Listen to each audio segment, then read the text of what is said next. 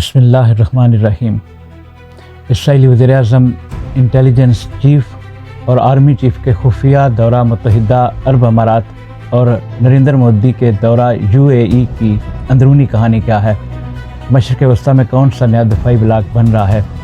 مئی 2026 میں اسرائیل کے وزیر اعظم کے دفتر نے یہ سرکاری خبر جاری کر کے سب کو حیران کر دیا کہ 26 مارچ 2026 کو امریکہ اور اسرائیل کی ایران کے خلاف جنگ کے دوران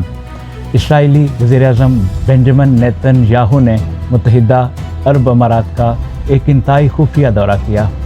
یہ دورہ اماراتی صدر شیخ محمد بن زید کی ذاتی دعوت پر ہوا اور یہ ملاقات امارات کے شہر العین میں ہوئی، جہاں اماراتی صدر نے خود نیتن یاہو کو ایئرپورٹ پر ریسیو کیا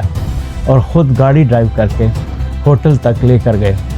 جسے سفارتی دنیا میں اعلیٰ ترین پروٹوکول اور گہری عزت کی علامت سمجھا جاتا ہے۔ اس دورے کے دوران اسٹریٹجک اور دفاعی نوعیت کے اہم معاہدے طے پائے اور نیتن یاہو کے علاوہ اسرائیل کے آرمی چیف اور ان کی اندرونی سیکیورٹی اور انٹیلیجنس سروس شن بیت کے سربراہ نے بھی UAE کا دورہ کیا۔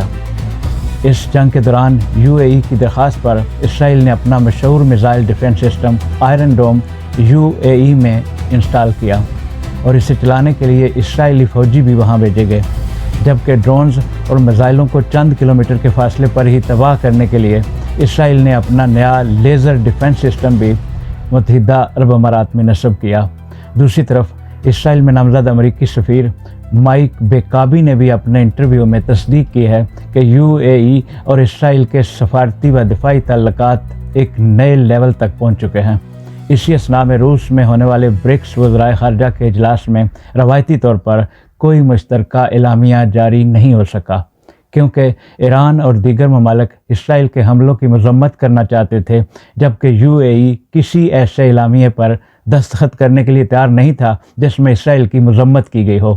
اس بات پر ایرانی وزیر خارجہ عباس اراغچی نے سخت لہجہ اختیار کرتے ہوئے کہا کہ ہماری انٹیلیجنس کو UAE اور اسرائیل کے ان خفیہ رابطوں کا پہلے سے پتہ ہے۔ انہوں نے خبردار کیا کہ ایران اپنے پڑوس میں اسرائیل کی کسی کٹ پتلی ریاست یا اتحادی کو ہرگز برداشت نہیں کرے گا،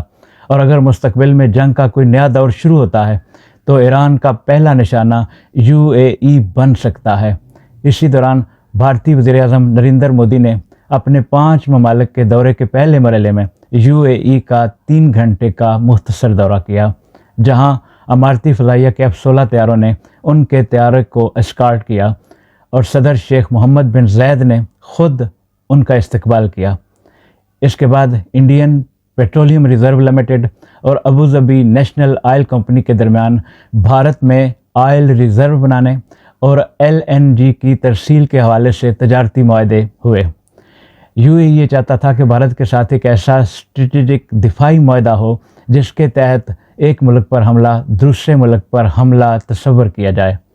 تاہم بھارت کی موجودہ BJP کی حکومت نے شامل کرنے سے انکار کر دیا۔ تجزیہ کاروں کے مطابق بھارتی حکمران جماعت BJP کی پوری سیاسی شناخت اور انتخابی مہم مسلم مخالف ایجنڈے اور نفرت پر مبنی ہے، اس لیے ایسی انتہا پسند ذہنیت کی قیادت سے یہ امید رکھنا کہ وہ UAE کی دفاع کی مکمل ذمہ داری لے گی